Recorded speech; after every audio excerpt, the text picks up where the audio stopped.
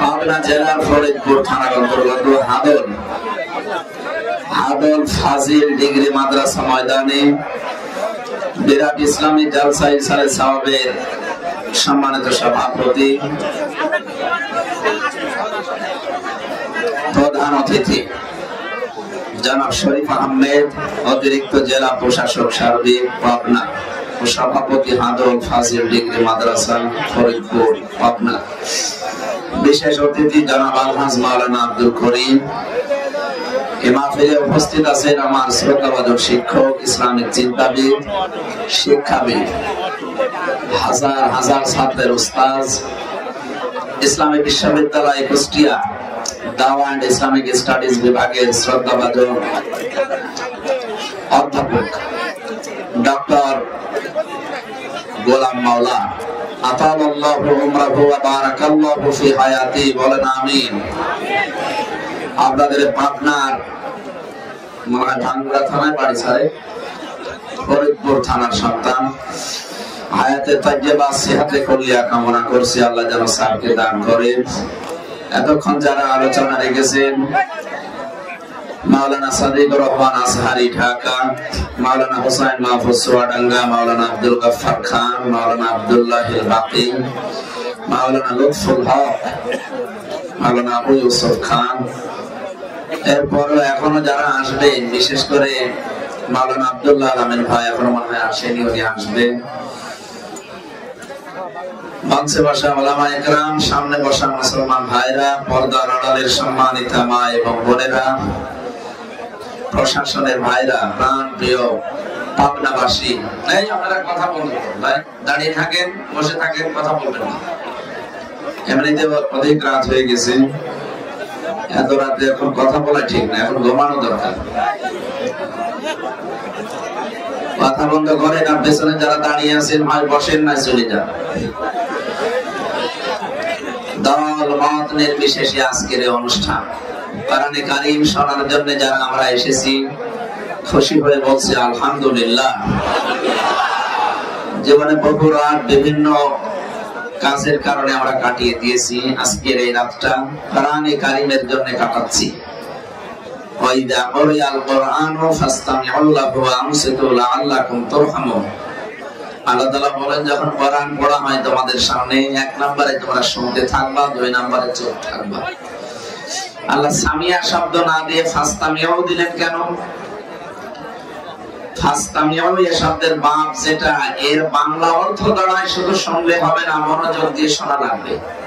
কারণ এখন কিন্তু এটা সাধারণ অনুষ্ঠান নেই, রাউযাতুম রিয়াজিল জান্নাহ, জান্নাতের একটা বাগান, এটা এমনিতেই মাদ্রাসা। দুই নম্বরে কোরআনের আলোচনা এখানে হচ্ছে, তিন নম্বরে আমাদের মনোযোগ সহকারে শোনা লাগবে, কারণ এটা ইবাদত চলছে। কি চলছে? ইবাদত যেভাবে করা লাগে আমি আশা করব আপনারা সাহায্য করবেন আমাকে। নামাজে দাঁড়ালে যেমন কথা বলা যায় না, এদিক ওদিকে তাকানো যায় না, এটা যেহেতু নামাজের মতো একটা ইবাদত। আফদালুল ইবাদাতি তিলাওয়াতুল কোরআন। পৃথিবীতে নফল যত ইবাদত আছে সবচাইতে উত্তম আল্লাহর কাছে আফজাল ইসমে তাফসীর, এর চাইতে আর ভালো নেই। সেটা আজকের এই অনুষ্ঠান, যদিও এত রাত করার পক্ষে আমরা না। স্যার সহ যারা আছে এখানে, নাকি আমি জানি না, শরীফ আহমেদ, আপনাদের সবাইকে নিয়ে বলছে আগামী থেকে অনুষ্ঠানগুলো একটু কন্ট্রোল করবেন। রাত 9টা 9:30 যেন শেষ হয়ে যায়। মাগরিব থেকে এশা পর্যন্ত একজন, এশার পরে রাত 9টা 9:30 শেষ হয়ে যাবে। বলে মানুষ আসে না, মানুষ আসবে না মানে? আল্লামা দেলাওয়ার হোসাইন সাইদি রহমাতুল্লাহ আলাইহি তার মাহফিলে মানুষ হতো না? রাত 2টা 3টার সময় কোন মাহফিল করেছেন আপনি জীবনে দেখাতে পারবেন? মাহফিল সর্বোচ্চ রাত 9টা 9:30 শেষ হয়ে দিচ্ছে। এই জন্য আমার মনে হয় এই নিয়মটা পাল্টানো দরকার। এক রাত ঘুম ডিস্টার্ব হয়ে গেলে 2-3 দিন লাগে যে উঠতে। আমি এমনিতে অসুস্থ, আপনারা এত রাত্রে তুলবেন, আরে মাহফিল আমি তো জানিও না, সাথে আমার মনেও নেই। আমি জানি আজকে সিরাজগঞ্জে মাওলানা রফিকুল ইসলাম খান সাহেব আছে, ওখানে আমার রাত 9টা থেকে 10টা 1 ঘন্টা আলোচনা ছিল, ওটা করে বাড়ি চলে গেল। তো হঠাৎ শুনলাম এটা আজকে যে আরেকটা আছে, এরপরে আবার আরেকটা আছে নাকি মাহফিল তো আমি জানি না কোথায় কি নেয় হোসাইন ভাই নেয়। তো মাথা পাগল করে ফেলে মানুষ। আমাদেরকে আপনারা একটু বাঁচতে দেবেন, এমন এমন মানুষকে দিয়ে কল দেওয়ার মোবাইলে সে ফেলা যায় না। বিশেষ করে পাবনা জেলাটা আর ওদিকে সাতক্ষীরা, এই বাংলাদেশে 64 জেলায় আমি গেলাম, এই 2 জেলায় দেখি সারা রাত ব্যাপী হয়। অন্য জেলায় সিস্টেম নেই, তারা রাত 10টা 11টায় মাহফিল শেষ করে দেয়। তারপরও আজকে যেহেতু শেষ হয়ে যাচ্ছে, সারা রাত ব্যাপী মনে হয় হবে নাকি, পরে যেহেতু আরো আলোচক আছে, আমরা আজকের রাতটা অন্তত কোরআনের জন্য আমরা অক্ষ করলাম, ইবাদত হিসাবে যেন আল্লাহ আমাদের কবুল করে। যিনি আমাদেরকে ধৈর্য এবং সহ্য দিবেন, বলেন আলহামদুলিল্লাহ।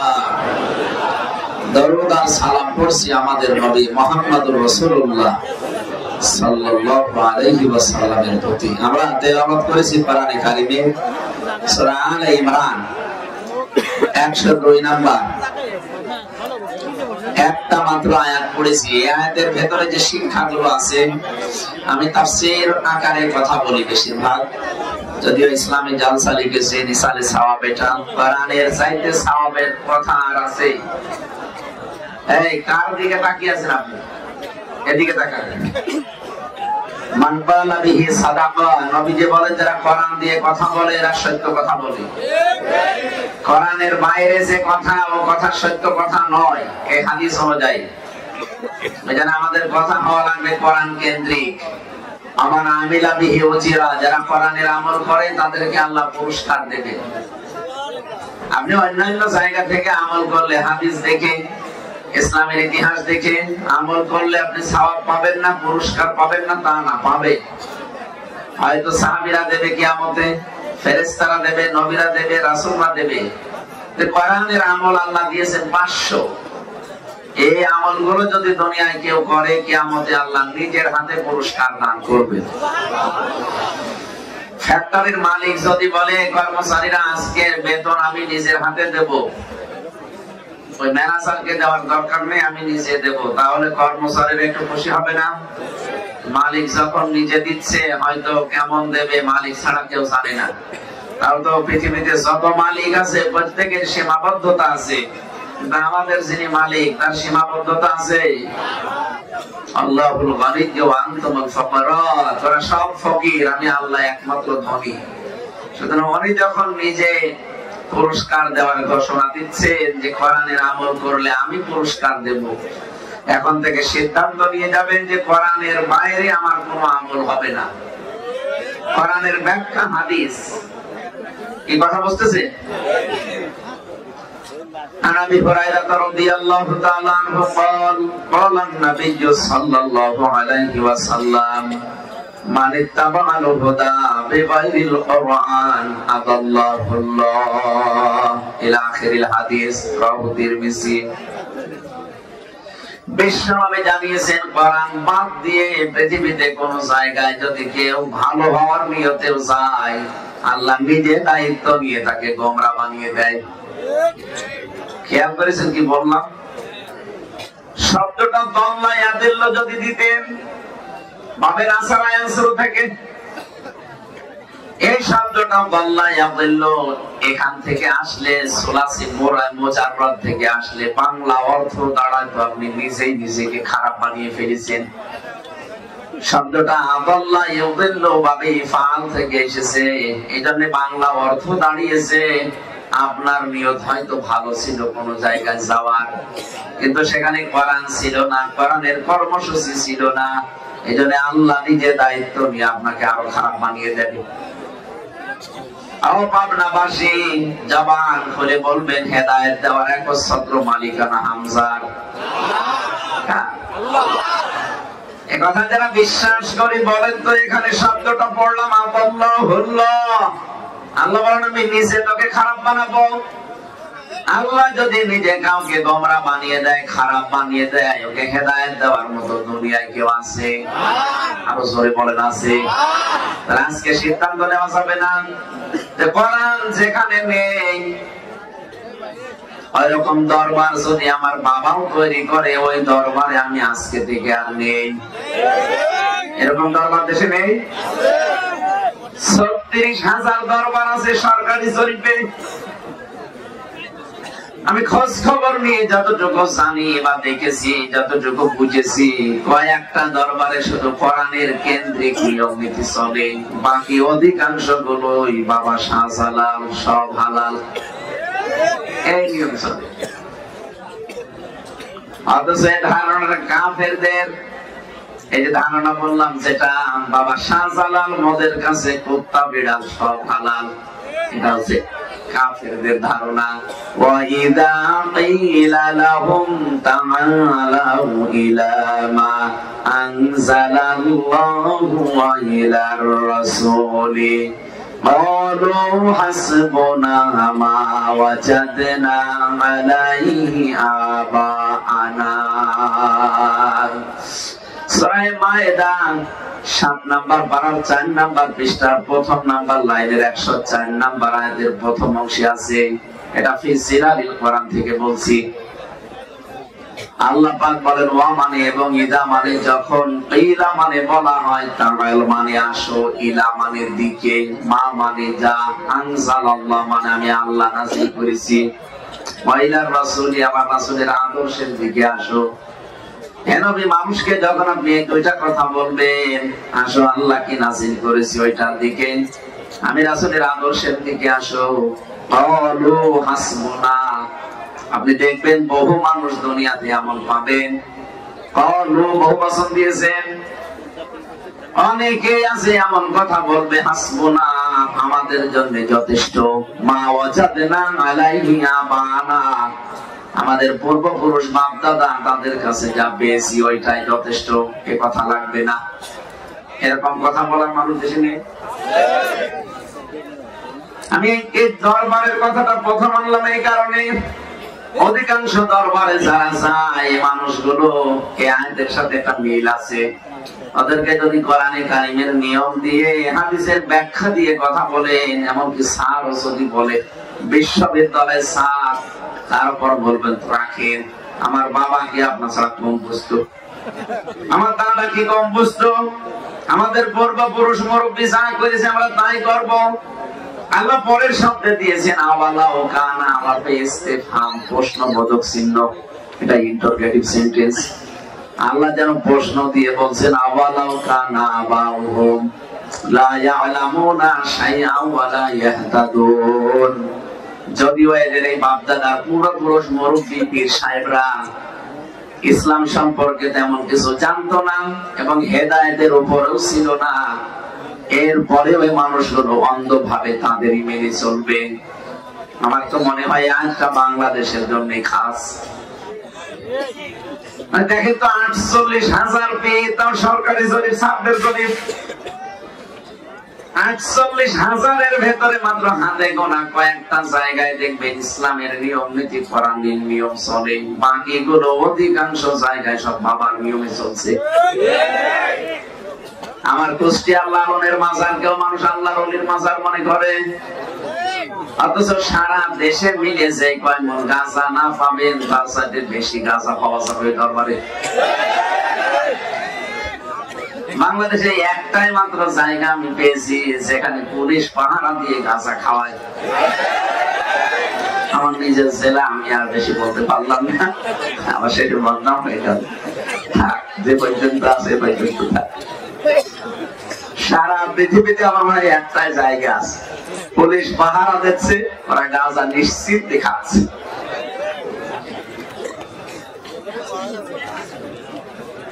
আমার ভাইরা, যে কথা এখান থেকে আমি শিক্ষা দিতে চাই, আজকে থেকে আপনি এখানে শুধু আসা আর এই রাজ্যে থাকা না, সিদ্ধান্ত কয়েকটা নেওয়া লাগবে। তার প্রথমে মানিত্তাবাল হুদা বিগাইরিল কোরআন আদাল্লাহুল্লাহ, কোরআন যেখানে নেই ওই দরবার যদি আমার বাবা প্রতিষ্ঠা করে আমি ওই দরবারে নেই।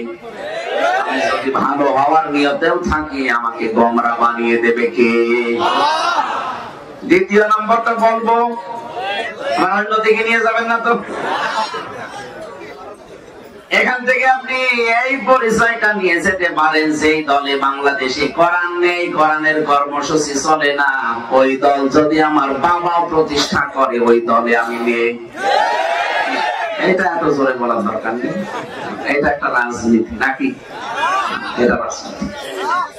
আমরা বিবেকের উপর ছেড়ে দিলাম, কি করবেন দেখেন। যেখানে কোরআন নেই ওখানে গেলে আপনাকে খারাপ বানিয়ে দেবে হামজা। হামজারে স্যার কে? সরাসরি ফাইল আল্লাহ নিজে। কেউ আপনাকে হেদায়েত দিতে পারবে না।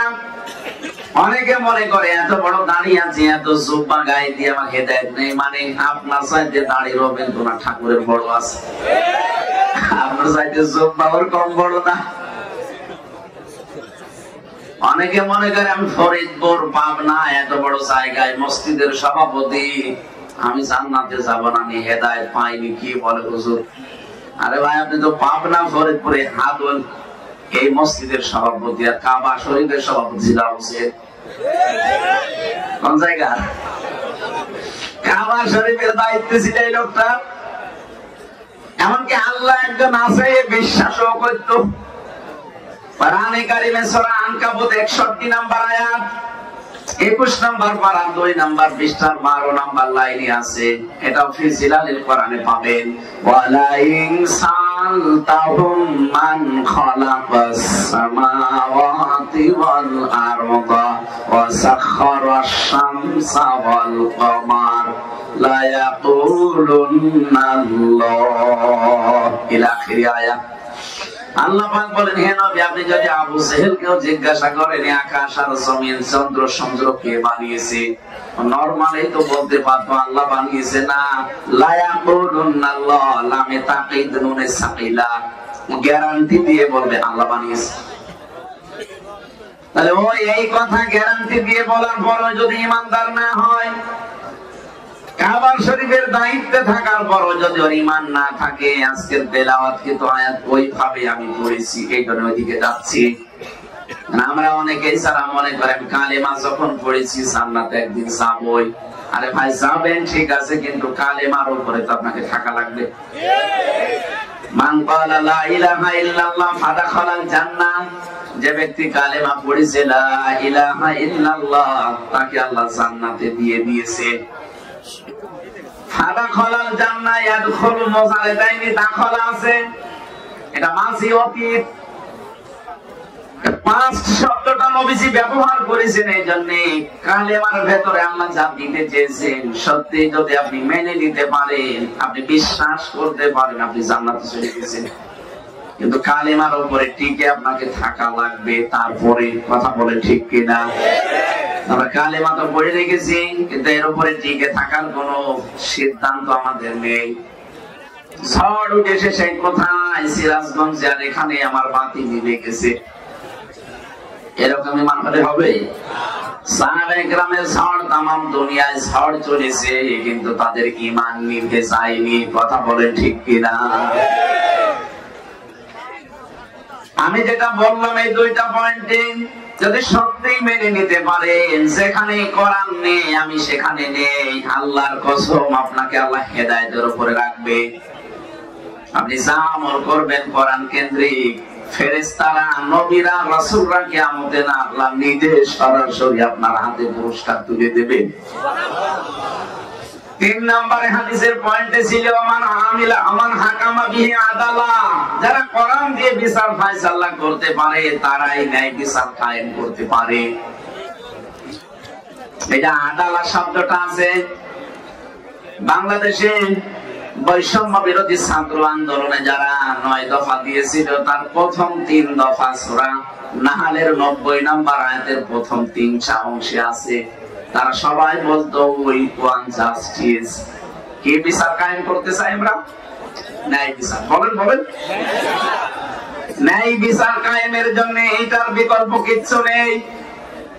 এখন সংবিধান সংস্কার চলছে, 96% মুসলমানের এই দেশে আমরা সবাই যদি আওয়াজ তুলি, সংবিধান নামে একটা সূরা আল্লাহ কোরআনে দিয়েছেন, সূরা ফুরকান। ফুরকান মানে কি? সংবিধান, সত্য মিথ্যার পার্থক্যকারী। এর ভেতরে 77টা আয়াত আছে, 73টা ধারা আছে। আধুনিক তাফসীর যেগুলো পাওয়া যাচ্ছে আপনি একটু খুঁজে দেখেন, 73টা ধারা দিয়ে আল্লাহ এই সূরাটা নাযিল করলেন।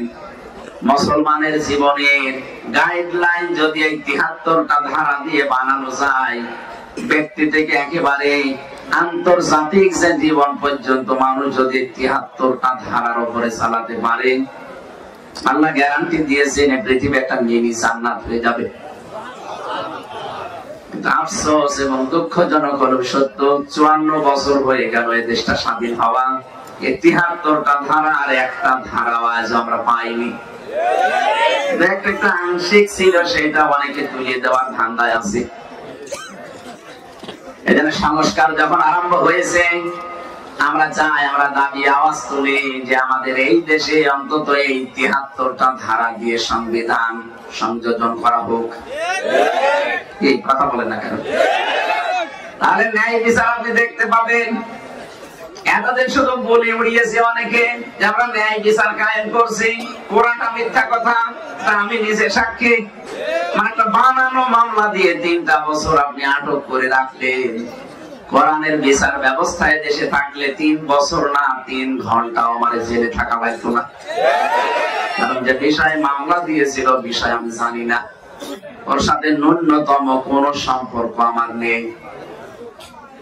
কোরআনের বিচার ব্যবস্থা থাকলে ওই রকম হতো না। দোষ করবে একজন, শাস্তি পাবে আর একজন না, এটা কোরআনের নিয়ম না। ওয়ালা তাসিরু ওয়াসিরাতুন বিজরা উখরা, আল্লাহ বলেন কেউ কারো বোঝা বহন করবে না, যে যতটুকু করেছে তারই ওই বোঝা বহন করা লাগবে। এই জন্য আমরা কোরআনের বিচার ব্যবস্থা দেখতে চাই। যদি ন্যায় বিচার আপনি দেখতে চান, কোরআনের বিচার ছাড়া ন্যায় বিচার ১০০ ভাগ সম্ভব না। অনেকে প্রশ্ন করে উন্নত দেশগুলোতে, আরে ভাই কত দেশে আমি নিজে গেছি, কিছুদিন আগে সিঙ্গাপুর, মালয়েশিয়া, থাইল্যান্ড সহ কতগুলো দেশ ঘুরে আসলাম। ওই হ্যাঁ উন্নত আছে, তাদের আইন গুলো ১০০ ভাগ প্রয়োগ হয়, কিন্তু ন্যায় বিচার না, আমি পাইনি। ন্যায় বিচার ১০০ ভাগ পাওয়ার জন্য এটা লাগবে, এর বিকল্প দুনিয়ায় কিছু নেই। ওয়াকাযালিকা আনসালনাহু কুরআনান হুকমান আরাবিয়্যা, আল্লাহ পাক বলেন হে নবী আপনার প্রতি আমি যেটা নাযিল করেছি এটা কিন্তু হুকমান, সংবিধান। এটা যদি সত্যিই বিচার ব্যবস্থায়, এটা যদি সত্যি সংসদে নিয়ে আপনি কায়েম করে পৃথিবীর ময়দানে দেখাতে পারেন, শান্তি কারে বলে? আমি আল্লাহ, আমার নাম শান্তি, সালাম। এই নামের কারণে আমি এই ৭৩টা ধারা দিয়েছি, খেলা করার জন্য দেইনি। এগুলো কায়েম করে দেখেন, শান্তি কারে বলে? আমি আল্লাহ দেব। কোরআনে কারিমে সূরা বাকারার ভেতরে পড়েছি সিবাবাতাল্লাহ ওয়া মান আহসানু মিনাল্লাহি সিবাবাতান ওয়া নাহনু লাহু আবিদুন। তোমরা আল্লাহর রঙে রঙিন হও, আল্লাহর রঙের চাইতে উত্তম রং, সুন্দর রং দুনিয়ায় আর কারণে। আল্লাহর রং এইটা। আল্লাহর রং কোনটা? এই রং যতদিন পর্যন্ত এই দেশে কায়েম না হবে রাষ্ট্রীয় ভাবে, ততদিন আপনি ন্যায় বিচারের তুলনায় অবিচার পাবেন। এই জন্য আমাদের মূল কথা এইটা যে আমরা এইটাকে চাই। এটা যদি কেউ রাজনীতি মনে করেন, হ্যাঁ এইটাই আমার রাজনীতি। হাদিসের শেষের 2টা কথা, আমান দাআ ইলাইহি হাদা, একালে টান আছে। কেউ যদি মানুষকে কোরআনের দিকে ডাক দেয়, কোরআনে কারিমের দিকে কেউ যদি মানুষকে ডাকে, আল্লাহ বলেন আমি নিজে তাকে হেদায়েতের উপরে রাখি। এখানে দায়িত্ব আল্লাহ নিয়ে নেন। এই জন্য আমরা কোরআন দিয়ে মানুষকে ডাকি, এই কারণে যে আমি হেদায়েতের উপরে থাকতে চাই। কোরআন বাদ দিয়ে পৃথিবীর কোন নিয়ম নীতি দিয়ে, কোন পদ্ধতি দিয়ে মানুষকে ডাকলে আপনি হেদায়েতের উপরে থাকতে পারবেন না। কেউ যদি কোরআনের ডাকে সাড়া দিতে পারে, আল্লাহ জানিয়েছেন নবীজির মাধ্যমে, অবশ্যই আমি আল্লাহ তাকে সিরাতে মুস্তাকিম নসিব করে দেব। এখন থেকে তাহলে জীবনে যতদিন বেঁচে আছি কথা শুনবো কোরআনের। কিসের? আরো জোরে। কোরআনের কথা শোনার আদব এইটা। 1 নম্বরে মনোযোগ সহকারে শুনতে হবে, 2 নম্বরে চুপ থাকতে হবে। 2 নম্বর, আমরা যারা বলতে আসি তাদেরও আল্লাহ দায়িত্ব দিয়েছেন। ওয়াকাযালিকা ওয়ানসালনা ইলাইকা যিকরা লিতুবাইয়িনা লিন-নাস, মা নুসিলা ইলাইহিম ওয়া লাআল্লাহুম ইয়াতাফাক্কারুন। সূরা নাহলের ভেতরে আছে 14 নম্বর পারা 11 নম্বর পৃষ্ঠা 4 নম্বর লাইনের 44 নম্বর আয়াতের শেষের দিকে আছে। এটা ইবনে কাসিরে আছে। পড়েছি ওইটা বলছি। আল্লাহ পাক বলেন, হে নবী এই কোরআন আপনাকে আমি দিলাম, শুধু সুমা খাবেন আর মাথার উপরে রেখে দেবেন না। ওয়ানসালনা ইলাইকা যিকরা, এই আলোচনাটা আপনাকে আমি দিয়েছি এই কারণে, লিতুবায়্যিনা লিন-নাস, আপনি এটা মানুষের সামনে বর্ণনা দেবেন।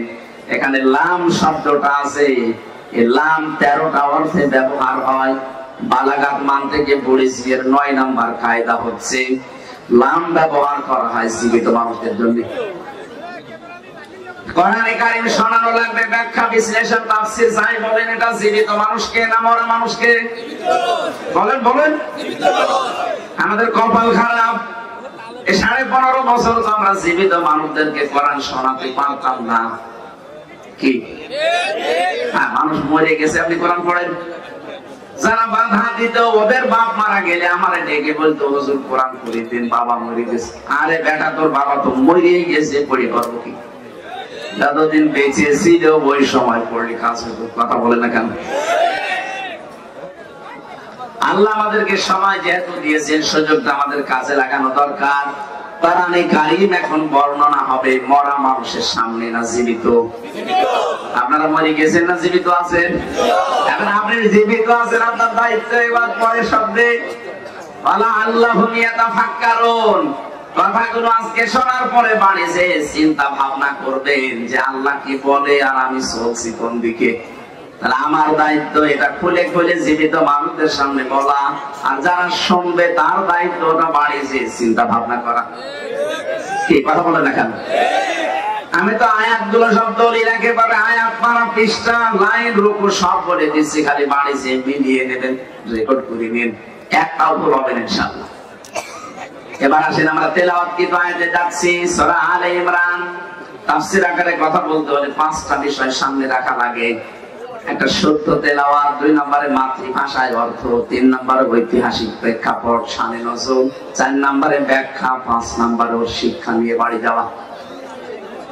এখন রাত যত গভীর, আমার তো খালি একটু শুতে দেরি, ঘুম এসে যাবে, তারপরও এই জোর করে চালাচ্ছি, যতক্ষণ পারি আমি চালাই। আপনারা তাফসীর আকারে কথা বলছি, পুরাটা হয়তো না আসলেও কিছু কিছু আসবে ইনশাআল্লাহ।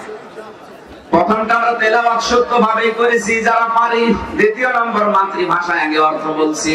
আল্লাহ ডাক দিয়েছেন ঈমানদারকে, কাকে? আর সরে বলেন, ইয়া আইয়ুহাল্লাযীনা আমানু, ওহে যারা ঈমানের দাবি করো, ইত্তাকুল্লাহ, আমি আল্লাহকে ভয় করো, হাক্কা তুকাতিহি, যেমন ভাবে ভয় করা দরকার। ওয়ালা তামুতুন্না, মরবা না, ইল্লা ওয়া আনতুম মুসলিমুন, যতক্ষণ মুসলমান না হতে পারো। বাংলা অর্থ। এবার আসেন তো প্রথম শব্দটা দেখি, আল্লাহ ডাক দিয়েছেন কাকে? এই কথা বলুন ইমানদারদের। এবার গুরুত্বপূর্ণ জিনিস আসছে সামনে, কথা বলা যাবে না ভাই। আল্লাহ প্রথম শব্দে দিলেন ইয়া আইয়ুহাল্লাযীনা আমানু, ওহে যারা ঈমানের দাবি করো। কোরআন শরীফে এই শব্দটা 89 জায়গায় আছে। তাহলে একটা শব্দ যদি আপনি বোঝেন আর এই শব্দ যদি একটু বুঝে চেষ্টা করেন, 89 জায়গায় আপনার পড়া লাগবে না, এমনি হয়ে যাবে। তাফসীর বলছে এবার আল্লাহ রাব্বুল আলামিন দুনিয়ার মানুষকে একবারে যখন ডাক দিতে চান তখন বলেন ইয়া আইয়ুহান নাস, আর শুধুমাত্র যখন বেশি বেশি ঈমানদারকে ডাক দেন তখন বলেন ইয়া আইয়ুহাল্লাযীনা আমানু। মুফাসসির একটু বাড়িয়ে বলেছেন, যদি ঈমানদারকে যখন শুধু আল্লাহ ডাক দেন তখন এমনিতে ডাকেন না, তার কুদরতি হাত এভাবে উঁচা করে ডাকেন, ইয়া আইয়ুহাল্লাযীনা আমানু, ওহে যারা ঈমানের দাবি করো। আমাদের ঈমানের দাবি আছে নাকি বলেন তো? হ্যাঁ, কথা বলেন, বুঝে বলবেন। কেউ যদি ঈমানের দাবি করে, ঈমানের দাবি করা মানে আল্লাহকে বিশ্বাস আমি করি 5টা বিষয়ে। এই যে স্যাররা হয়তো ছোটবেলায় আমাদেরকে পড়িয়েছেন আমানতু বিল্লাহি কামা হুয়া বিআসমাইহি ওয়া সিফাতিহি ওয়া ক্বাবিলতু জামিআ আহকামিহি ওয়া আরকানিহি। ওই সময় যখন মক্তবে পড়েছি বুঝি নাই, এখন দেখছি তামাম দুনিয়া আখিরাত আল্লাহ সব এই শব্দের ভেতরে ঢুকিয়ে রেখেছে। ওরা কোরআন শরীফ ওই 5টা বিষয়ের ভেতরে আছে। দুনিয়ার পুরা জীবন, আখিরাতের বিশাল জীবন সব এই 5টা জিনিসের ভেতরে। কেউ যদি বলে আমানতু বিল্লাহ, আমি ঈমান এনেছি আল্লাহর উপরে, কোন আল্লাহ? কামা হুয়া, যার অস্তিত্ব আছে। প্রশ্ন আসতে পারে পৃথিবীর সব 4500 ধর্মের উপরে এখন ধর্ম আছে দুনিয়ায়, সব ধর্মের লোকরাই তো তাদের যাকে যার ইবাদত করে মাবুদ বলে, যাকে মানে দেবতা বলে, গড বলে, যাই বলে, সবাই তো তার অস্তিত্ব দেখে দেখে ইবাদত করছে। আমরা বরং না দেখে ইবাদত করি, আর হিন্দুরা দেখে দেখে ইবাদত করছে। কি আপনি পুরা শব্দটা মিলাবেন, আমানতু বিল্লাহ, আমি এমন আল্লাহর উপরে বিশ্বাস করলাম, কামা হুয়া, যার অস্তিত্ব আছে। আমাদের এই কথার সাথে পৃথিবীর অন্যান্য ধর্মে যারা আছে তাদের মিল আছে। আপনি খ্রিস্টানদের দিকে তাকান, ওরা বলবে আমরা যার ইবাদত করি তারও তো অস্তিত্ব আছে, আমরা আপনারা এক খোদায় বিশ্বাসী আর আমরা 3 খোদায়। খ্রিস্টানরা এই কথা বলবে যে আমাদের খোদা 3টা, আমাদের খোদার বউ আছে, ছেলে আছে, মারিয়াম এবং তার সন্তান ঈসা আলাইহিস সালাম, যিশু বলে ডাকে তারা। আপনি ইহুদিদেরকে জিজ্ঞাসা করেন, ওরা বলবে হ্যাঁ আমাদেরও আল্লাহ একজন আছে, কিন্তু তার ছেলে আছে উযাইর আলাইহিস সালাম, বলে নাউযুবিল্লাহ। হিন্দুদেরকে জিজ্ঞাসা করলে ওরা বলবে 2টা 3টা না, আমাদের 33 কোটি। কত? একটা নাম সবাই বলতে পারবে না, কিন্তু ওদের দেবতার সংখ্যা 33 কোটি। কিছু কিছু জিনিসকে ওরা ভাগও করে দিয়েছে। এই যে দুর্গা ও ফসলে বরকত দেয়, সরস্বতী ব্যবসায় বরকত দেয়, এক একজনের উপর এক একটা দায়িত্ব দিয়ে রেখেছে। আমাদের প্রথম শব্দের সাথে ওদের মিল আছে। দ্বিতীয় শব্দটা কি বলা হয়? বিআসমাইহি, আমরা এমন আল্লাহর প্রতি ঈমান এনেছি যে তার নাম নেই। নাম নেই, এক কথা বুঝতেছে? আমরা এমন আল্লাহর প্রতি ঈমান এনেছি বিআসমাইহি, তার 1টা 2টা না, ইসম এর বহু বচন আসমা। আল্লাহ পাক বলেন লিল্লাহিল আসমাউল হুসনা ফাদউহু বিহা। সূরা আরাফ 9 নাম্বার পারার 13 নাম্বার পৃষ্ঠার 5 নাম্বার লাইনের 181 নাম্বার আয়াতের প্রথম অংশে আছে আল্লাহ পাক বলেন আমার বহু সুন্দর সুন্দর নাম আছে, যে নামে পারো আমাকে ডাকো। কিন্তু ওয়াদারুল্লাযিনা ইলহাদুনা ফি আসমাই, আমার নামকে যারা ইলহাদ করে, আমার নামকে যারা উল্টা পাল্টা করে ডাকে, পরিবর্তন করে দেয়, তাদের সাথে তোমরা ডাকবা না। এই নির্দেশ কার? বলেন।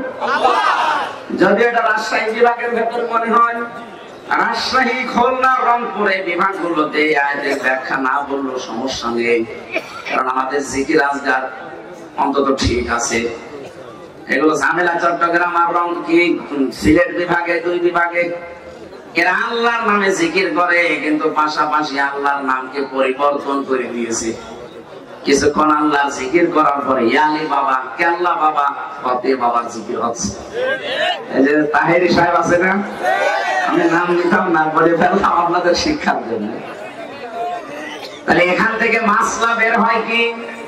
আপনি আল্লাহর যে 99 নাম আমরা জানি, 99 নাম 5000, তাফসীরের ভেতরে 5000 নামের বর্ণনা আছে। হয়তো আমরা 99টা কায়দায় পড়েছিলাম, শেষ পৃষ্ঠায় এটা জানি। 99টায় ধরেন, আপনি যদি 99 যে কোনো এক নামের জিকির করেন, আপনার জিকির হবে ইয়া আল্লাহ বলেন, ইয়া রহমান বলেন, ইয়া রহিম বলেন, কিন্তু কেল্লা বাবা, ফতে বাবা কোথায় আছে? সুতরাং আজকে থেকে রেকর্ড হচ্ছে বলে বললাম, এটা কালকে সারা দুনিয়ায় ছড়াচ্ছে। হ্যাঁ, বিশ্বের মানুষেরা কোনদিন আল্লাহর নামকে আপনি পরিবর্তন করে দেবেন না, আল্লাহর নামের সাথে অন্য কাউকে মিলিয়েও ডাকবেন না। এই আয়াতের ব্যাখ্যায় আমি আরেকটা আয়াত পড়েছি সূরা ফুরকানের 68 নম্বর আয়াতের প্রথম অংশে আছে ওয়াল্লাযীনা লা ইয়াদউনা মা'আল্লাহি ইলাহান আখার। আল্লাহ পাক বলেন এই পৃথিবীতে যারা আল্লাহকে ডাকে কিন্তু তার সাথে অন্য কাউকে জুড়ে দেয়, এর পরের আয়াতে জবাব দিয়েছেন ইয়াদউআফলাহুল আযাব, তার শাস্তি হবে ডবল। সুতরাং এই বাংলাদেশে এটা একটা শিরক চালু করেছেন আপনি। আল্লাহর নামে জিকিরের পাশাপাশি অন্য কাউকে যারা জুড়ে দেন, সে খাজা হোক, নেমটা হোক, আর যে কারোর নাম হোক, এই জিকির জায়েজ নেই। আল্লাহ বাদে কারো নামে জিকির করা জায়েজ নেই। এমনকি রাসূলুল্লাহর নামে কোনো জিকির নেই। আর রাসূলুল্লাহর নামে আপনি দরুদ পড়তে পারেন। জিকির শুধুমাত্র একমাত্র কেবলমাত্র হবে কার নামে? কেউ যদি নিজের অন্তরকে শান্ত করতে চায় তারও জিকির করা লাগবে আল্লাহর নামে। বাবার নামে জিকির করে জীবনও শান্তি পাবে না। আমাদের অন্তরকে আল্লাহ যেভাবে ধাঁচ দিয়ে বানিয়েছেন, এটাকে শান্ত করার জন্য একটা নামই আছে, এটা হচ্ছে সূরা রাদের ভেতরে আছে 28 নম্বর আয়াত, 13 নম্বর পারার 12 নম্বর পৃষ্ঠার 2 নম্বর লাইনে আছে আল্লাযীনা আমানু ওয়া তাতমাইন্নু কুলুবুহুম বিযিকরিল্লাহ আলা বিযিকরিল্লাহি তাতমাইন্নুল কুলুব। যারা ঈমানদার তারা যদি সত্যি শান্ত হতে চায়, তাদেরকে আল্লাহ আদেশ দিচ্ছেন তারা যেন আল্লাহর নামে জিকির করে। কার নামে? আজকে থেকে সিদ্ধান্ত যদি এলাকায় কারো থাকেও পাল্টাবেন। হয়তো অনেকে না জেনে না বুঝে করে থাকেন আল্লাহ বাবা, ফাতে বাবা, আলী বাবা, দয়াল বাবা, খাজা বাবা না সব বাদ। আজকে থেকে জিকির হবে শুধুমাত্র আল্লাহর নামে। আমরা এমন আল্লাহর প্রতি ঈমান আনি, বিশ্বাস করি যার নাম আছে না নেই? আরো জোরে বলেন। অন্যান্য ধর্মের যত ধর্মের মানুষ আছে তারাও যাদের ইবাদত করে তাদেরও তো নাম দিয়েছে, কয়েকটা বললাম, দুর্গা, সরস্বতী, নাম দেয়নি তারা। এ পর্যন্ত আমাদের সাথে ওদের তো মিল আছে। আমাদের আল্লাহর অস্তিত্ব আছে, আমাদের আল্লাহর নাম আছে, এবং শুধু নাম না, আমাদের আল্লাহর নামের গুণাগুণ আছে। উনি যে নাম নিয়েছেন ওই নামের কার্যকারিতা দেখিয়েছেন। রাজ্জাক নামটা নিয়েছেন এই কারণে এখন আমরা রিজিক পাই। দুনিয়ার কোন সৃষ্টি না খেয়ে মারা গেছে এটা আপনি দেখাতে পারবেন না। রাজ্জাকের নামটা আল্লাহ নিয়েছে রিজিকের জন্য।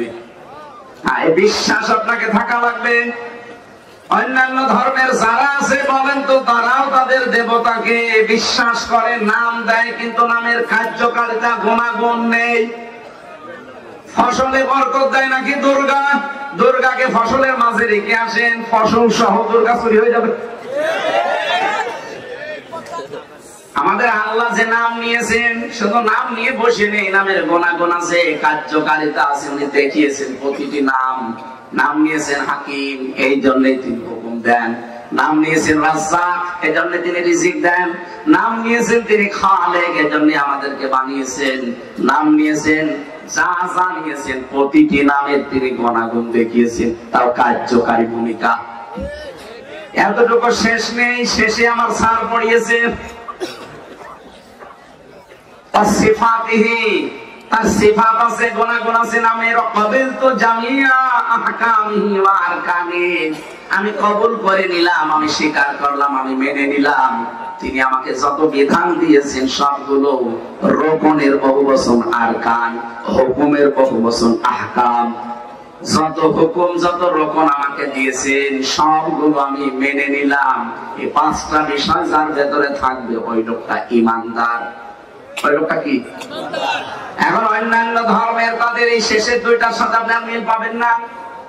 এক নাম্বার হয়তো অস্তিত্বের দিক থেকে ওরা দেখায় এই যে অস্তিত্ব আছে, আমার দেবতা এটা, আমার গড এটা দেখাতে পারে। দুই নম্বরের নাম হয়তো মন মতো বানিয়ে দিয়ে দিয়েছে। 3 নাম্বার থেকে 4 নাম্বার 5 নাম্বার আমরা আর খুঁজে পাই না। এজন্য ইসলামের সাথে বাকি বিশ্বের 4,500 ধর্মের কোনো মিল নেই। একমাত্র ধর্ম, একমাত্র বিধান এই পৃথিবীতে একটাই, তার নাম ইসলাম। তার নাম কি? ইসলাম।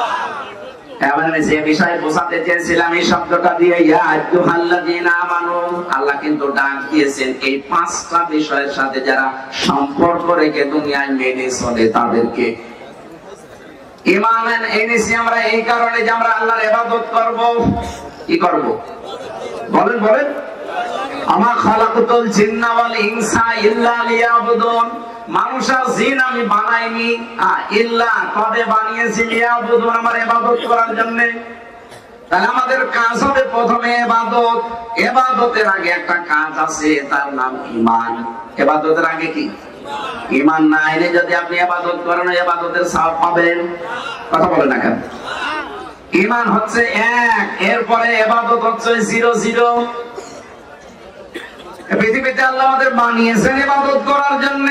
ইবাদত করার আগে প্রথম কাজ কি বললাম? আরো জোরে। ঈমান আনার আগে আরেকটা কাজ আছে, কি করা লাগবে? কি? না, ঈমান মানে তো বিশ্বাস। ঈমান আনার আগে একটা কাজ আল্লাহ আমাদেরকে দিয়েছেন। সূরা বাকারা 3 নাম্বার পারার প্রথম নাম্বার পৃষ্ঠা 13 নাম্বার লাইনের 256 নাম্বার আয়াতের মাঝে আছে, ফামায়াকফুরু বিত-তাগুত ওয়া ইউমিন বিল্লাহ। কোন মানুষ যদি ঈমান আনতে চায়, তার প্রথম কাজ হবে সে যেন তাগুত ছেড়ে দেয়। কি ছাড়বে? তাগুত কি এটি খাওয়া লাগে না কেনা লাগে? তাগুতের অর্থ আমি তাফসীরের ভাষায় পেয়েছি চারটা বিষয়কে তাগুত বলা হয় প্রধানত। এক নম্বরে তাগুত মানে শয়তান। তাগুত মানে কি? প্রশ্ন আসতে পারে, শয়তান পাবো কোথায়? শয়তান কিন্তু মিনাল জিন্নাতি ওয়ান নাস, মানুষের ভেতরে আছে, জিনদের ভেতরে আছে। মানুষের ভেতরে শয়তান ওই লোকটা, যে লোকটা অপচয় করে। কোরআন শরীফের ভেতরে এমন কোন গুনাহ করলে তাকে শয়তানের ভাই বলা হয়েছে আমি পাইনি। স্যার বসে আছে, বলেন তো একটা গুনার জন্য শুধু শয়তানের ভাই বলে আল্লাহ আখ্যা দিয়েছেন, ইন্নাল মুবাদ্দিরিনা কানু ইখওয়ানাশ শায়াতিন। যারা অপচয় করে এই মানুষগুলো শয়তানের ভাই। শয়তানের কি ভাই? মুসলিম বিশ্বে 57টা দেশ, 257টা দেশের ভেতরে মাত্র 57টা দেশ মুসলিম। আমার এই জীবনে আমি যতগুলো দেশে ঘোরাফেরা করলাম, আমার এই ছোট্ট জীবনে আমার মেধা দিয়ে ভেবেছি যদি অপচয়টা রোধ করা যেত, পৃথিবী দাঁড়িয়ে যেত। এমনকি বাংলাদেশটাও, আমাদের দেশে বহু অপচয় হয়, একেবারে ব্যক্তি থেকে শুরু করে রাষ্ট্র পর্যন্ত সব জায়গায় অপচয়। অপচয়টা রোধ করা দরকার। এটা কিন্তু শয়তানের ভাই হওয়ার প্রথম। এই যে টিস্যুটা, আমি যদি একটা নিয়ে আমার কাজ করতে পারি, অথবা বেকার আমি 2-3টা নিয়ে নষ্ট করলাম, এটা তো অপচয়। এইটা দিয়ে বললাম এরকম সব জায়গায় দেখেন, একটা মেয়ে বিয়ে দেবে 50,000 টাকা হলেই হয়ে যায় না, ও 5 কোটি টাকা খরচ করছে। তো কি দরকার? অন্তত 1 লাখ টাকা দিয়ে মেয়েটা বিয়ে দিয়ে বাকি টাকাগুলো যদি মেয়ের সুখের জন্য আপনি মানুষকে কর্মসংস্থান তৈরি করে দিতেন, হাজার হাজার মানুষ তাদের প্র্যাকটিক্যাল লাইফে কর্মসংস্থান পেয়ে আপনার মেয়ের জন্য দোয়া করত। এরকম বহু জায়গায় আমরা অপচয় দেখতে পাচ্ছি। একটা একটা করে নাম ধরে বলতে গেলে সারা দিন অপচয় বলবো।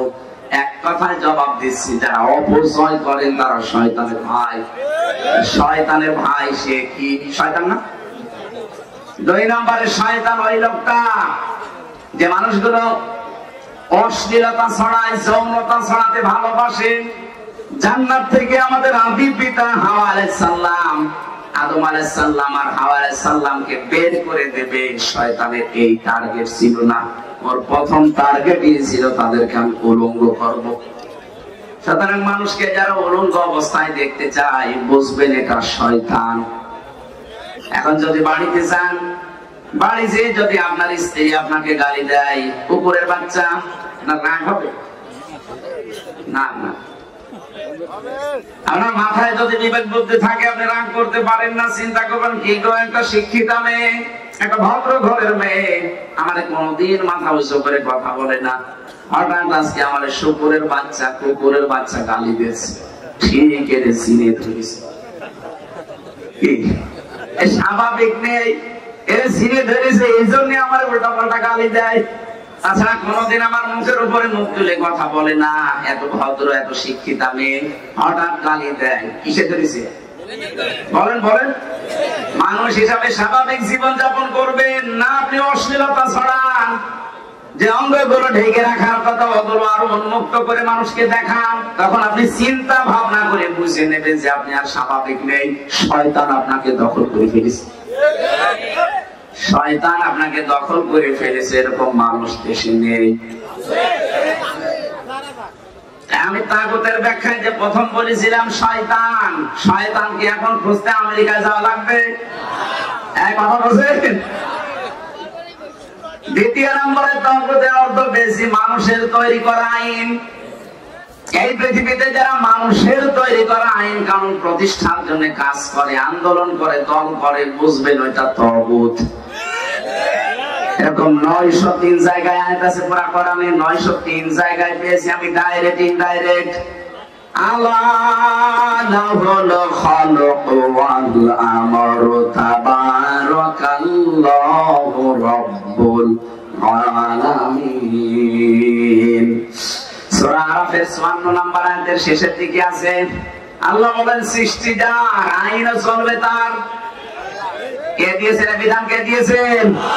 সুতরাং আল্লাহর আইন বাদ দিয়ে মানুষের তৈরি করা আইন কায়েম যারা প্রতিষ্ঠা করতে চান, আপনি বুঝে নেন, বিশ্বাস করেন আপনি তাগুত। আপনার ঈমান এখনো কবুল হয়নি। এজন্য ঈমান আনার আগে এই কাজ আগে ছেড়ে দেওয়া লাগবে, তারপর ঈমানের দাবি করেন। লাম ফিসামা লাহা, কখনো আপনাকে কেউ ছিঁড়তে পারবে না। বাংলাদেশের দিকে আমরা তাকিয়ে দেখি, যারা তাগুত ছেড়ে দিয়ে ঈমান আনে, এই মানুষগুলোকে রিমান্ড না আপনি ফাঁসি দিয়েও টলাতে পারেন না। আর যারা এগুলো না ছেড়ে ঈমান আনে, ফাঁসি না শুধু দড়ি দেখালে বেঈমান হয়ে যায়। আমি নাম নিলাম না। এই জন্য বাস্তবতা এটা, আপনাকে আগে তাগুত ছেড়ে দিয়ে ঈমান আনবেন, ঈমানের পরে আপনার ইবাদতের দায়িত্ব। আল্লাহ রাব্বুল আলামিন বলেন, যত ইবাদত দুনিয়ায় আছে তার প্রথম ইবাদত হচ্ছে তাকওয়া। কি? এটা প্রথম শব্দটা ইত্তাকুল্লাহ, আমি আল্লাহকে ভয় করো। আল্লাহর ভয় কি? আল্লাহর যতগুলো ভয়ের ব্যাখ্যা আমি পেয়েছি, প্রথম ব্যাখ্যা হচ্ছে আল্লাহর নিষিদ্ধ কাজগুলো ঘৃণা ভরে ছেড়ে দেওয়ার নাম তাকওয়া। হ্যাঁ, শুধু ছেড়ে দেওয়ার নাম তাকওয়া না, শুধু ছেড়ে দেওয়ার নাম খাউফ। আপনি যদি কোনো কাজ এমনি ছেড়ে দেন, এই যে বাঘ দেখে মানুষ ভয় পায়, সাপ দেখে ভয় পায়, পুলিশ দেখেও ভয় পায়, পায় না? এখন ঠান্ডা হয়ে গেছে, দেখছেন না 2-3 জন দাঁড়িয়ে আছে, যদি অস্ত্র মনে হয় না, শুধু পোশাক দেখে মানুষ ভয় পাচ্ছে। এই ভয়ের নাম আরবিতে খাউফ। নাম কি? আর আল্লাহর ভয় যেটা, আল্লাহর নিষিদ্ধ কাজগুলো আপনি শুধু ছেড়ে দেবেন না, ঘৃণা করে ছেড়ে দেবেন, এর নাম হচ্ছে তাকওয়া।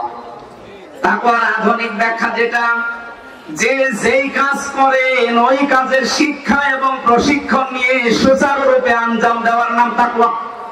এটা বাংলাদেশে নেই। যে যেই কাজ বোঝে না, যে যেই বিষয়ে পড়াশোনা করে না, ও জোর করে আগ বাড়িয়ে ওই দায়িত্ব নিতে চায়, তখনই ভুল হয়। এক কথা বলছে, চেয়ারে বসার জন্য যে যোগ্যতা দরকার, যে প্রশিক্ষণ দরকার, যে শিক্ষা দরকার, এটা নেই। আন্দাজে জোর করে এসে আপনি বসে পড়লেন, তখনই চেয়ারের অবমাননা আপনার দ্বারা হতে থাকবে। একেবারে প্রতিষ্ঠান থেকে শুরু করে সংসদের চেয়ার পর্যন্ত তাকান। আমি নাম নিলাম না, ইঙ্গিত দিলাম। আজ এই তাকওয়াটা বাংলাদেশে না থাকার কারণে এত দুর্নীতি।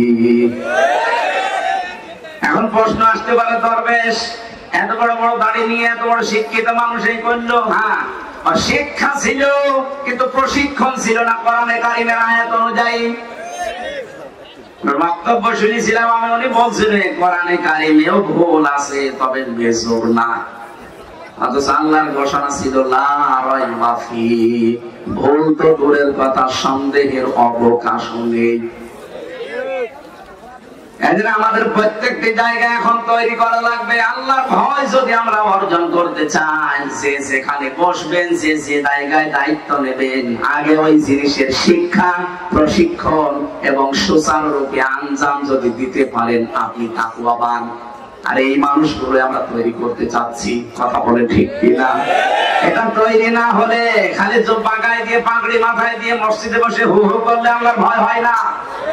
আল্লাহর ভয় হচ্ছে ওইটা আপনি কাজটা আসলে সুচারুরূপে আঞ্জাম দিতে পারেন কিনা, ওই শিক্ষা এবং প্রশিক্ষণ নিয়ে। এই মানুষের বড় অভাব আছে। 1628টা চেয়ার ছিল এই দেশে।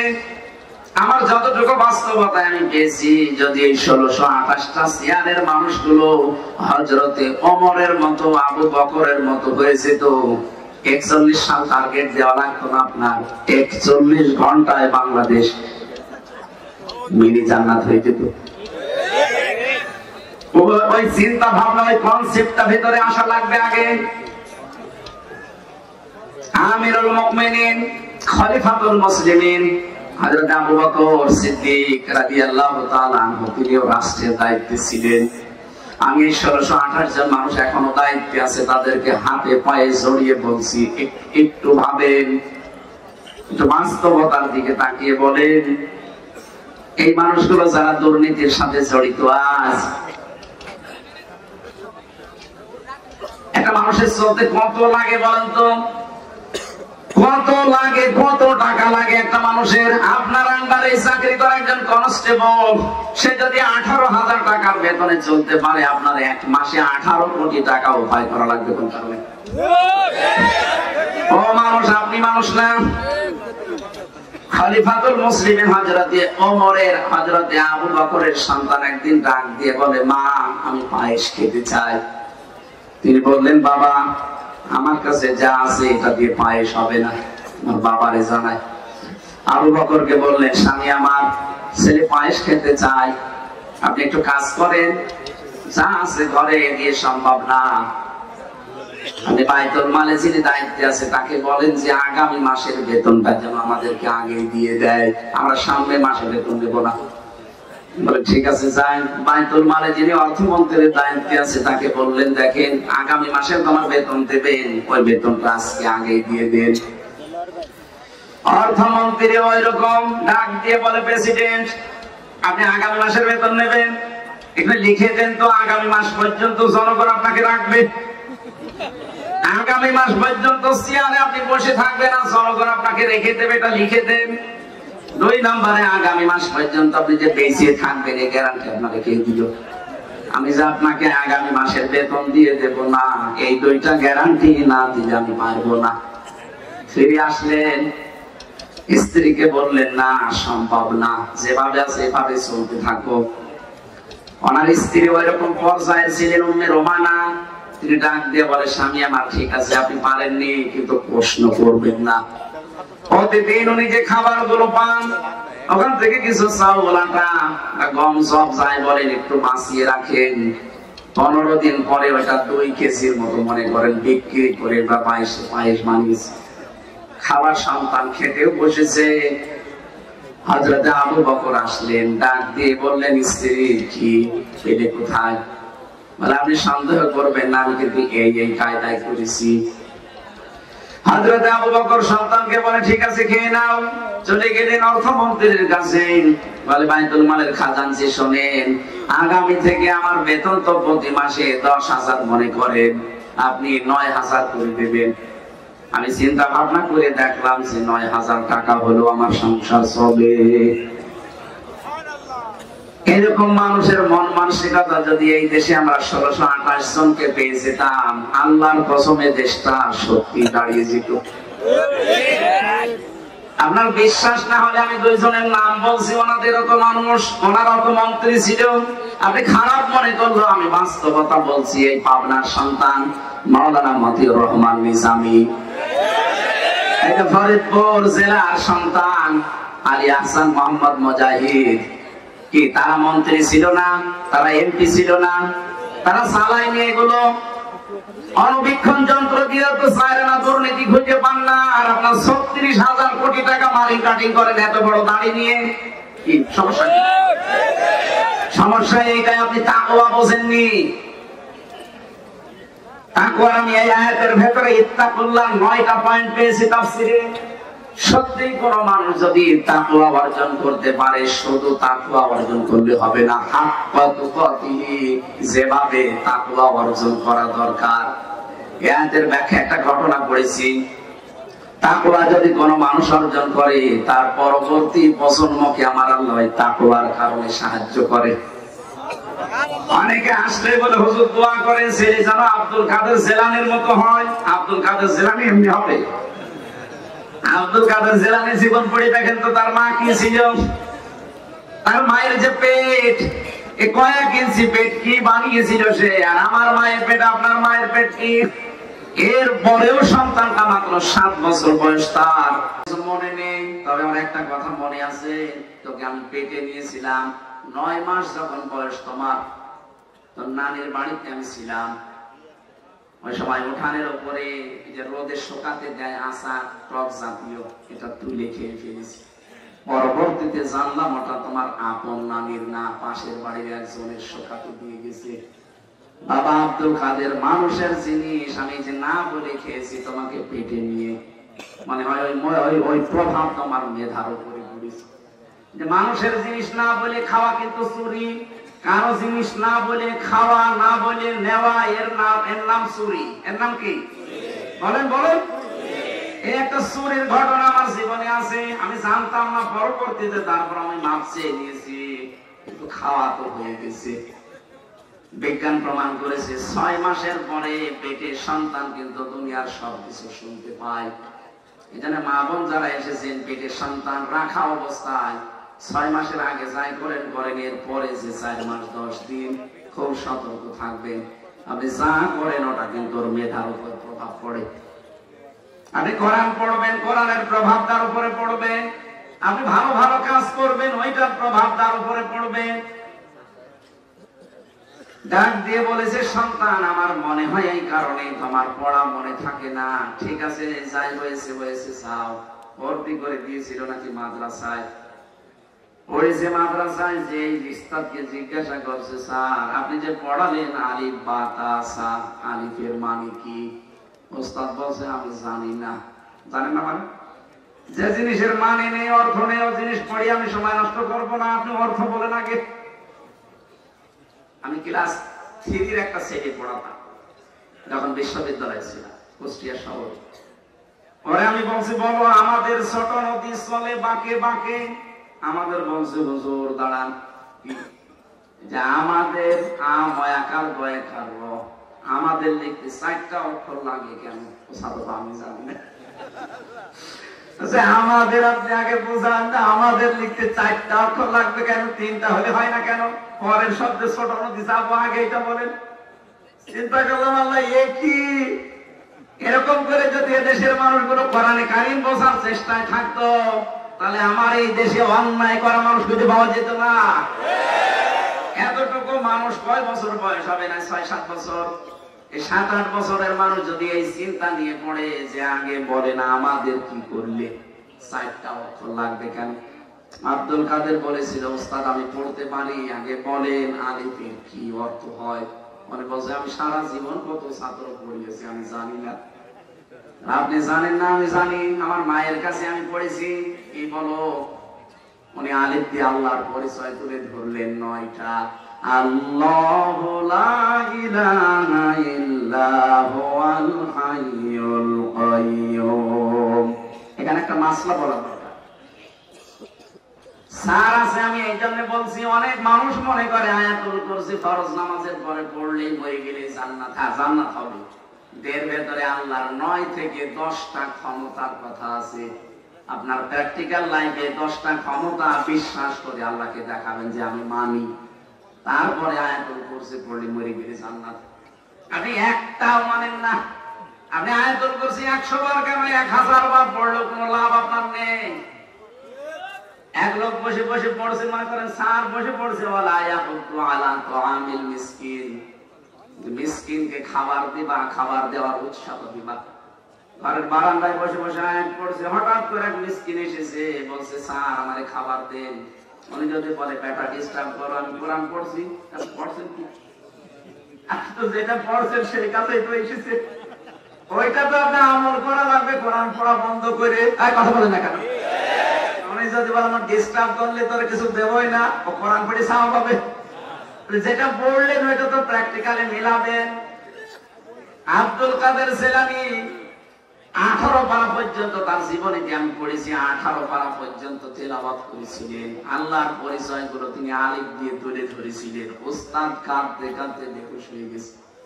হোশ ফেরার পরে ডাক দিয়ে বলে, মা আপনার কপাল ভালো, কোথায় পড়িয়েছেন ছেলেকে, আবার আমার কাছে পরীক্ষার জন্য নিয়ে এসেছেন।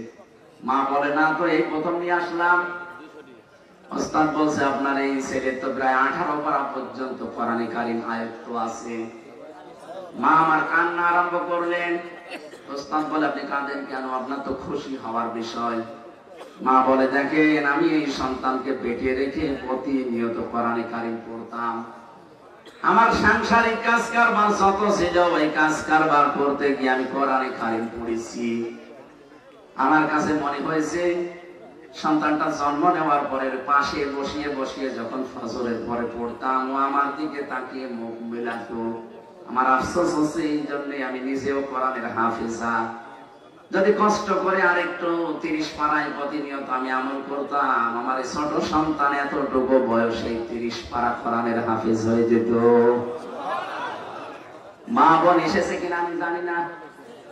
সম্মানিত মা বোনেরা, কে মনে করেন সন্তান শুধু দোয়া করলে ভালো হয়? আপনি পেট ঠিক করেন। এই কয়েক ইঞ্চি পেট অনেক দামি জায়গা। কত মানুষকে আপনি দেখান, কোন নজরে দেখান বলেন তো? কত মানুষ আছে দেখি, স্ত্রী যদি একটু সুন্দর হয় ও দিশাই পায় না করবে কি, আরো সুন্দর করে সাজায়, মানুষকে দেখায় মোটরসাইকেলে করে যে জিনিস আমার আছে, আর আছে বলে আমি বললাম না। ওই গোল চত্বর যেটা মাজমপুরে, ওখানে একবার দাঁড়িয়ে আছি, দেখি একজন মোটরসাইকেল নিয়ে আসতেছে। সালাম দিলাম, দাঁড়িয়ে বললাম যে কে? তোমার ভাবি। কি বলিয়েছে? সাদা তো তাকানো যায় না, এটি শাড়ি না মশারি? আমার কানের কাছে মুখ নিয়ে বলছে, হামজা সারা জীবন তো আমি দেখলাম, আমি আর কত দেখবো? এলাকার মানুষের হক নেই, হক আদায় করে বেড়াচ্ছে। তোমার ওই স্ত্রীর পেটে ভালো সন্তান আসবে কি করি? কত মানুষ কত নজরে তাকায়, মানুষের নজরের একটা পাওয়ার আছে। অনেক জায়গায় দেখি ক্ষেতের ফসল নষ্ট হয়ে যাবে, কালো হাড়ে দিয়ে তখন দাগ দিয়ে রাখে, চোখের নজর পড়লে ওই দিকে পড়ে। সম্মানিত মা বোনেরা, সন্তান এখনো যদি আব্দুল কাদের জিলানীর মতো সন্তান, যদি আল্লাহর ওলি মার্কার সন্তান উপহার দিতে চান, পেট ঠিক করবে। কয়েক ইঞ্চি পেট খুব দামি জায়গা, উল্টা পাল্টা জিনিস পেটে দেওয়া যাবে? উনি শুধু না বলে জিনিস খাওয়ার কারণে যদি ওই মেভা মধার উপরে পড়ে সন্তানের, আমাদের যারা পেটে নেয় কত কিছু না পেটে খেয়ে অসুবিধা নেই। সম্মানিত মা বোনের, আপনাদেরকে কয়েক মিনিটে খুব গুরুত্বপূর্ণ একটা তথ্য জানাচ্ছি। আপনি শক্ত হবেন। আপনার স্বামী যেই হোক, যদি প্রধানমন্ত্রী আপনার স্বামী হয় শক্ত হবেন, যদি কলি মজুর হয় তাও শক্ত হবেন।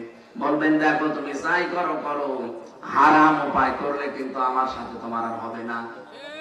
তুমি হারাম ইনকাম করে হয়তো 10,000 জায়গায় 50,000 নিয়ে আসবে, ওই টাকা পয়সা দিয়ে রান্না বাড়া করে হয়তো সুস্বাদু খাবার আমি খাবো, কিন্তু হারাম ইনকামের খাবার দিয়ে যে সন্তান পেটে আসবে, কত জন্মগত ভাবে হারামখোর হবে। বলেন, ওটা জন্মগত ভাবেই তো হারামখোর। ওরকম হারামখোর সন্তান আমি 10 মাস 10 দিন পেটে রাখবো কষ্ট করে, কোন কারণে? সুতরাং হারামখোরকে আমি পেটে রাখতে রাজি না, এমনকি হারামখোর জন্ম দিতেও রাজি না। হয় তুমি আমাকে রাখো, নয় হারাম ছাড়ো। আপনি শক্ত হন, আপনার স্বামী বাধ্য হবে। কারণ 100টা পরিবারের 98টা স্বামী বাম হাতের ইনকাম করে তার স্ত্রীর কারণে। আমরা যেন পাগলামি না করি। কার জন্য কি করবেন? আপনার স্ত্রী, আপনার ছেলে মেয়ে, আপনার মা বাবা, কেউ না। সব আপনার চোখ বন্ধ হওয়ার পরে শত্রু হয়ে দাঁড়াবে। বিশ্বাস যদি না হয়, 100 বছর পর, মাত্র 100 বছর পরে পাবনা ফরিদপুরে ফিরে আসেন, আপনাকে যদি কেউ চেনে আমি কি বলেছি। আমি আমার 3 পুরুষের উপরে আছি না। আমার বাবার নাম রিয়াজউদ্দিন, তার বাবার নাম জাহান আলী, তার বাবার নাম নমাজ আলী। এরপরে মারা জানা নেই।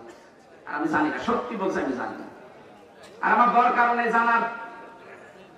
এখন যদি নওয়াজ আলীর বাবা মাত্র 60 থেকে 62 বছর আগে মারা গেছে, এই লোকটা যদি এখন কুষ্টিয়া এসে বলে এই 2 তলা বাড়ি আমার, এটা আমি কিনেছিলাম, ওর দাঁত মুখ ফেটে থাকবে না? ভান্ডামি করার জায়গা পান না। কিসের নওয়াজ আলীর বাপ আপনি? আমি তো নওয়াজ আলীরই চিনি না।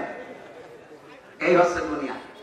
সুতরাং এইটার পেছনে থেকে যাদের জন্য যা করছেন, হয়তো বাম হাতের ইনকাম করলে আপনার এই অবৈধ ইনকামের সুখ যেটা, এটা আপনার বউ, আপনার ছেলে মেয়ে, মা বাবা ভোগ করতে রাজি আছে, কিন্তু এটার দ্বারা যে গুনাহ হয়, একটা গুনাহ আপনার স্ত্রী নেবে না। এজন্য আমরা যেন পাগলামি না করি। আমি সহ যারা আছি, আমরা আর পাগলামি করব? হারাম ইনকাম বন্ধ করা লাগবে। কি কথা বলে না কেন? তাহলে ভবিষ্যৎ প্রজন্ম ভালো হবে। আর যারা হারাম ইনকাম একেবারে বাবা শাহজালাল সব হালাল করে রেখে যাচ্ছে, পরবর্তী প্রজন্মের ভেতরে প্রভাব পড়বে। এই জন্য হাক্কা তুকাতিহি দরকার। ভয় করলে হবে না, ভয় করার মতো ভয় করা লাগবে। এখানে অনেকগুলো ব্যাখ্যা ছিল, আমি আর সময় বেশি দিতে পারছি না, তাড়াতাড়ি করছে। এই জন্য ওয়ালা তামুতুন্না ইল্লা ওয়া আনতুম মুসলিমুন, মরবা না যতক্ষণ মুসলমান হতে না পারো। প্রশ্ন আসতে পারে, আমরা তো মুসলমান আছি। আরে ভাই, শুধু মুসলমানে দিলে মানুষ মুসলমান হয়? শুধু মুসলমানে দিলে যদি মানুষ মুসলমান হয়ে যায় খাতনা করলে, তাহলে ছাগল কি? ছাগলেরও তো খাতনা করা আছে, ওকে মুসলমান? মুসলমান একটা আলাদা জিনিস। মুসলমান মানে আল্লাহর বিধান যখন যেটা পাবেন, আপনার নিজের ইচ্ছা বলতে আর কিছু নেই। আমি স্যালেন্ডার করলাম, আত্মসমর্পণ করলাম, এর নাম মুসলমান। এর নাম কি? আর আমি যে মুসলমান আছি, এটার বাস্তবে প্রভাব পড়বে 5টা জিনিসের ভেতরে। কোরআন কারীমের সূরা বাকারা 108 নম্বর আয়াতে আছে, 208 নম্বর আয়াত, 208 নম্বর আয়াতে তথ্যটা আছে, ইয়া আইয়ুহাল্লাযীনা আমানু দুখুলু ফিস সিলমি কাফা, ঈমানদারের ইসলামে প্রবেশ করো পুরাপুরি। পরিপূর্ণভাবে ইসলামে প্রবেশ করেছে কিনা, এটা সিম্পটম কি? 5টা। 1 নম্বরে আপনি আত্মসমর্পণকারী হবেন আল্লাহর বিধানের সামনে। 2 নম্বরে আপনার কাজে কামে ইখলাস থাকবে, লোক দেখানো না, যা করব আমি আল্লাহর জন্য। 3 নম্বরে আপনার আকীদা শুদ্ধ থাকবে, বিশ্বাস, ঈমান। 4 নম্বরে আপনার লেনদেন স্বচ্ছ হবে, যতদিন যাবে আপনার লেনদেন স্বচ্ছ হবে। 5 নাম্বার আপনার উন্নত চরিত্রের অধিকারী হবেন আপনি। এই 5টা বিষয় যখন জীবনে দেখবেন যাহা মিলছে, তখন আপনি বিশ্বাস করতে পারবেন আমি ইসলামে প্রবেশ করেছি।